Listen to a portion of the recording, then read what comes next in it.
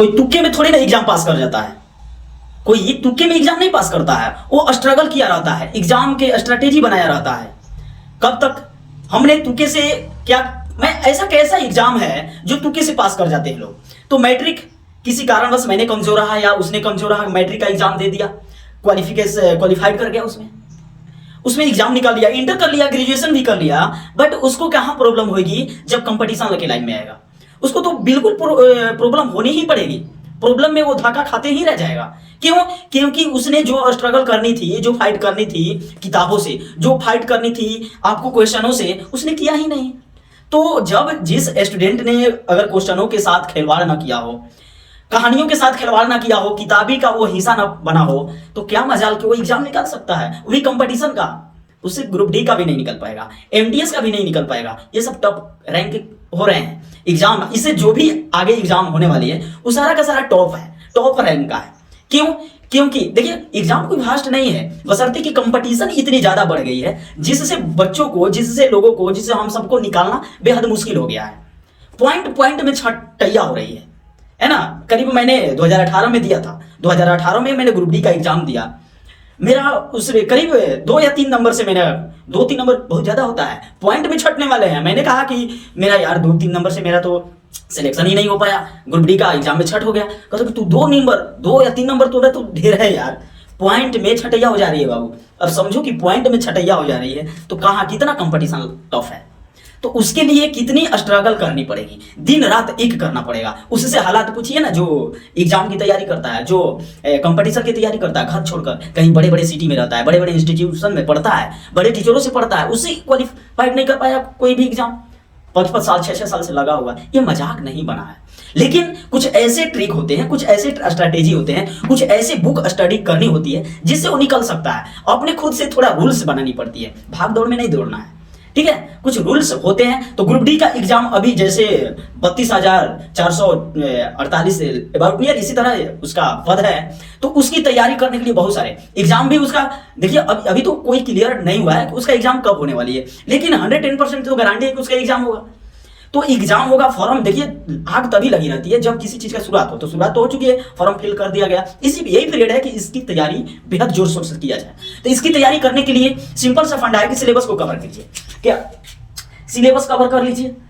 अगर syllabus cover करते हैं और एग्जाम पैटर्न, ये 2 चीज ये मुख्य पॉइंट पर लक्ष्य पर होनी चाहिए कि इसका सिलेबस क्या है और एग्जाम पैटर्न क्या है। एग्जाम पैटर्न में ये होता है कि कौन कौन से सब्जेक्ट आएंगे और किस सब्जेक्ट्स के कितने क्वेश्चन पूछे जाते हैं और कौन कौन से क्वेश्चन जो होते हैं कितने मार्क्स के आएंगे। इसके अकॉर्डिंग आपका नेगेटिव मार्क्स भी इसमें आता है एग्जाम पैटर्न में, ठीक है। और सिलेबस, अब सिलेबस में बहुत सारे मैथ है, रीजनिंग है, अवेयरनेस है, ठीक है, करंट अफेयर्स, इसमें सब सम्मिलित रूप होता है। बस 3 सब्जेक्ट होता है, रीजनिंग, मैथ और करंट अफेयर्स, यही होता है। और जीके जीएस साइंस है, जीके साइंस होता है। तो कहने का मतलब कि ये जो भी है सिलेबस, इसका जो चैप्टर है, ये देखिए एग्जाम भास्ट किसको लगता है, भास्ट किसको लगता है, जिसने पढ़ाई ही नहीं किया। उससे पूछिए हालात, वो तो कहेगा यार उसको झलकता है मैथ की, मैंने 10th क्लास में पढ़ा था और इंटर में पढ़ा था, ये क्वेश्चन आया था। लेकिन क्या होता है, उसको झलकता है यार तैयारी किया तो मजा आता था। बट ऐसा केवल सोचने से ना होता है, लेकिन जो तैयारी किया हुआ रहता है ना, वो क्वेश्चन को कवर कर पाता है, क्योंकि टाइमली होता है। पढ़ने वाला स्टूडेंट जो है ना, टाइम में बाउंडेशन में करता है। 1 मिनट के अंदर में वो क्वेश्चन उसका बहुत बड़ा होता है, 1 मिनट के अंदर में उसको सोल्यूशन देना होता है, तभी जाकर वो क्वालिफाई कर पाता है। अगर क्वालिफाई कर पाता है तब तो वो कहता है यार बड़ी मजा आ गया, गदगद आ गया। अगर वो मार्क्स में छटता है ना, तो उसको दिल पर चोट पहुंचता है ना। जो एग्जाम भी नहीं, तैयारी भी नहीं किया और वो दिल का चोटे, वो गलत है। उससे अच्छा है कि वो कहीं अदर प्लेटफॉर्म में अपनी तैयारी करे, बेरोजगारी को दूर करने का आइडिया प्रस्तुत करे, ठीक है। तो ये सिलेबस आपका पकड़ में होनी चाहिए। इसके बाद आपका टाइम, अगर आपके पास 10 घंटे हैं, 10 घंटे अपने लिए पर डे निकाल रहे हैं, तो 10 घंटे के 2-2 घंटे में 5 टर्म्स में डिवाइड कीजिए। 2-2 घंटा स्टडी तो बेहद जरूरी होती है। स्टडी देखिए, एग्जाम को पकड़ में हम सेट प्रैक्टिस करते हैं ना, सेट प्रैक्टिस। तो सेट प्रैक्टिस क्यों किया जाता है? ताकि ये समझ में आ जाए। सेट प्रैक्टिस किया जाता है ताकि समझ में आए कि 90 मिनट में मैंने कितना क्वेश्चन को टच कर पाया और कितने गेट कर पाए, नंबर को कितने मार्क्स लेकर चले आए। इसलिए सेट प्रैक्टिस डेली किया जाता है। लेकिन ऐसा भी नहीं है कि डेली सेट में ही घुसेड़े रहे। होता क्या है, वो सेट प्रैक्टिस करने का मतलब हुआ एक साइड से आप क्या कर रहे हैं, एग्जाम दे रहे हैं, क्योंकि वहां टाइम पर टाइम देखते रहते हैं, टाइम के अंदर में वो सेट प्रैक्टिस किया जाता है। तो सेट में वही चीज आप कैच कर पाएंगे जो पढ़े रखेंगे।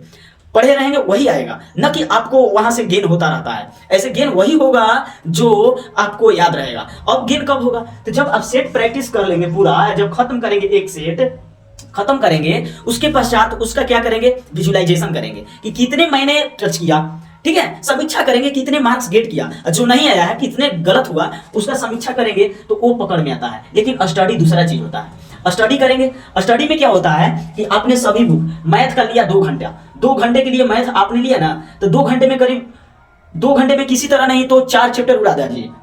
अगर 30-30 मिनट का हम लेते हैं, 30 मिनट कंपटीशन के लिए, 30 मिनट में जानते हैं करीब 10 क्वेश्चन आपको कैच होनी चाहिए, 10 क्वेश्चन कैच हो जानी चाहिए। अगर हर चैप्टर से 10 क्वेश्चन कैच करते हैं 30 मिनट में 10 क्वेश्चन, तो क्या 40 क्वेश्चन हो जा रहा है। 2 घंटे में 40 क्वेश्चन अगर डेली ये करते हैं तो बहुत ज्यादा है दोस्त।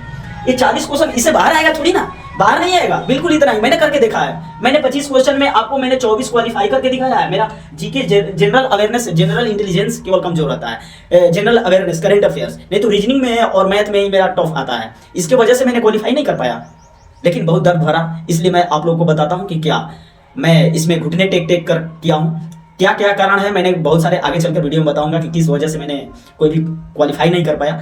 लेकिन आज मैं इसको बहुत अपनी कमजोरी, वीकनेस महसूस करता हूं। तो ये वीकनेस को मैं क्यों प्रस्तुत कर रहा हूं, ताकि आप इसे ना फॉलो करें। इस तरह से आपके पास भी सिचुएशन आते होंगे, तो ये कहीं ना कहीं बहुत बेहद जरूरी होता है।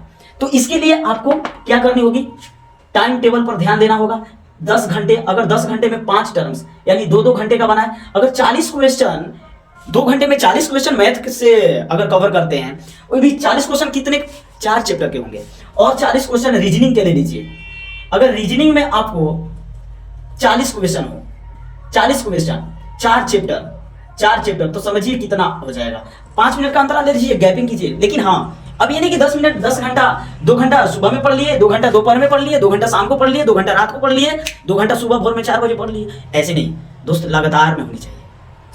अगर लगातार होती है ना, तो किसी चीज का शार्पिंग निकलता है। इसलिए ना कि हमको पन्ना पलटने में आधे घंटे सोचने में लग जाते हैं, क्या पढ़ें, कैसे पढ़ें, है ना। तो शुरुआती सबसे पहले करनी है, उसके बाद ही 10 घंटा उसमें पिरोना है, तब जाकर कहीं नहीं निकलेगा।